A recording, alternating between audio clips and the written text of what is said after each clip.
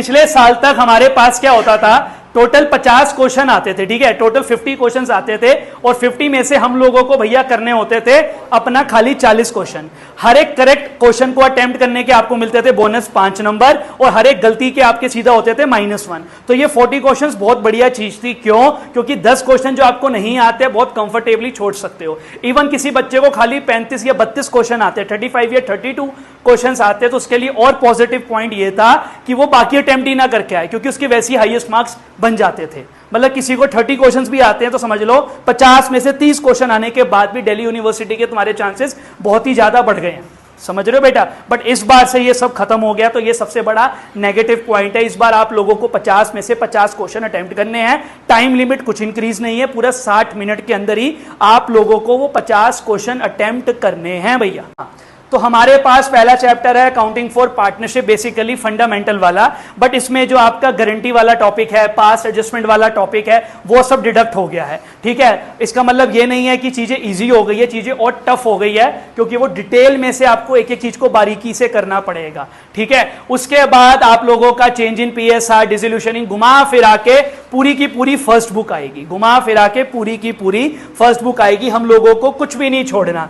इसके बाद हम लोग आ जाते हैं बेटा जी आप लोगों की वो वॉल्यूम नंबर आई थिंक 3 है ना, जिसमें रेशो और कैश फ्लो है, 3 है ना। तो रेशोज एंड कैश फ्लो वाली पूरी बुक आ रही है आप लोगों की, फर्स्ट बुक भी पूरी आ रही है, रेशो एंड कैश फ्लो वाली भी आप लोगों की बेटा जी पूरी बुक आ रही है, कंपनीज वाली भी पूरी बुक आ रही है। मेरे से ऊपर शायद मिस हो गया, ये रहा बेटा कंपनीज वाली बुक में ना आप लोगों को मैंने पढ़ाया है इशू ऑफ शेयर्स एंड दूसरा मैंने आप लोगों को पढ़ाया इशू ऑफ डिबेंचर। एक चैप्टर उसमें और भी होता था 2017-18 तक, रिडम्पशन ऑफ डिबेंचर। ठीक है, जो कि 12th के बोर्ड के पेपर में नहीं आता, कट चुका है, बट CUT के पेपर में आता था। रिडम्पशन ऑफ डिबेंचर वाला चैप्टर है बेटा, वो जड़ से हटा दिया है। तो ये गुड न्यूज है कि वो आप लोगों को कुछ एक्स्ट्रा नहीं पढ़ना पड़ेगा। दूसरा, एक बहुत बड़ी प्रॉब्लम होती थी कि भैया अकाउंट्स में एक बहुत बोरिंग चीज आ जाती थी, क्योंकि हम लोगों ने पढ़ी नहीं, थ्योरी है।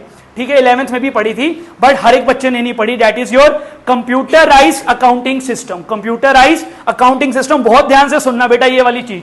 ये जो कंप्यूटराइज्ड अकाउंटिंग सिस्टम है ना, इसमें अब चॉइस आ गई है। पिछले साल तक तो कोई चॉइस नहीं थी, इस बार चॉइस है। या तो आप ये कंप्यूटराइज्ड अकाउंटिंग सिस्टम पढ़ लो, या फिर आप लोग भैया ये एनालिसिस ऑफ फाइनेंशियल स्टेटमेंट अपनी बुक नंबर 3 पढ़ लो। तो आप लोगों की चॉइस है, और कॉमन सेंस से हर बच्चा कौन सी बुक पढ़ेगा इसमें से? बुक नंबर 3, क्योंकि हमने वो ऑलरेडी अपने बोर्ड्स के लिए भी प्रिपेयर है, पूरे साल पढ़ा है, कैश फ्लो भी पढ़ा है, अकाउंटिंग रेशियो भी पढ़ा है, और उसके साथ साथ हम लोगों ने भैया और क्या पढ़ा है उसमें? कंपैरेटिव वगैरह भी पढ़ा है, राइट। तो हर बच्चा भैया उस पर ही फोकस डालेगा।